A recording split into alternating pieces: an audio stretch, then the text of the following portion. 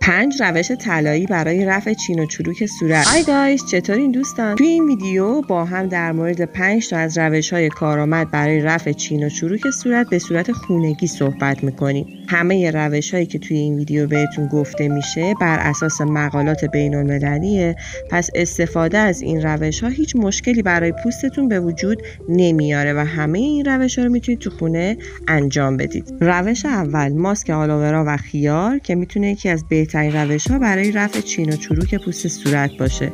برای تهیه این ماسک، ژل آلوورا رو با نصف خیار تازه خرد شده مخلوط کنید و روی پوست تمیز صورتتون بزنید.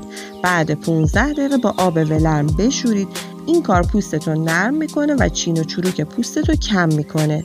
روش دوم، با زرشک و عسله. توی این روش 3 قاشق زرشک له شده رو با 1 قاشق عسل مخلوط میکنیم، روی پوست تمیز میزنیم و 20 دقیقه صبر میکنیم و بعد با آب ولرم پوستمون رو تمیز میکنیم.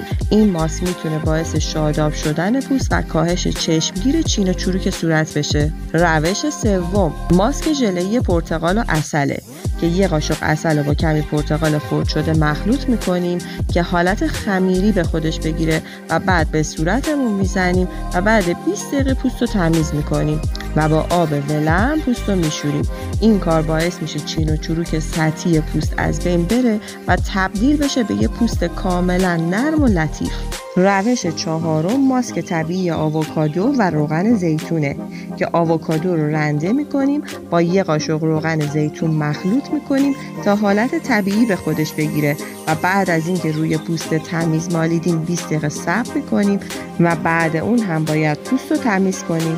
این ماسک باعث تغذیه پوست ما میشه و به ترمیم چین و چروک پوستمون کمک میکنه. آخرین روش، ماساژ صورت با روغن خراتینه که کمی روغن خراتین رو به صورت تمیز میزنیم و 5 دقیقه در روز ماساژ میدیم.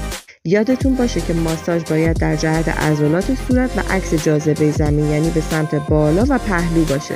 بعد 1 ماه چین و چروک کاملا از بین میره و باعث میشه یه پوست لطیف و شاداب و حجیم داشته باشیم. با این 5 روشی که بهتون گفتم یاد گرفتید که چطور ماسک صورت خونگی بسازید که نه تنها چین و چروک پوستتون رو رفع کنید، بلکه از افتادگی پوستم جلوگیری کنید. حتما از این روش‌ها توی خونه استفاده کنید. خوشحال میشم نظرت رو راجع به این روش‌ها برام کامنت کنی و اگرم از ویدیو خوشت اومد برام کامنت بذاری و ساب کنی و میتونی حتی دغدغه‌تو تو کامنت برام بگی تا ویدیو بعدی که میسازم جواب دغدغه‌های تو باشه.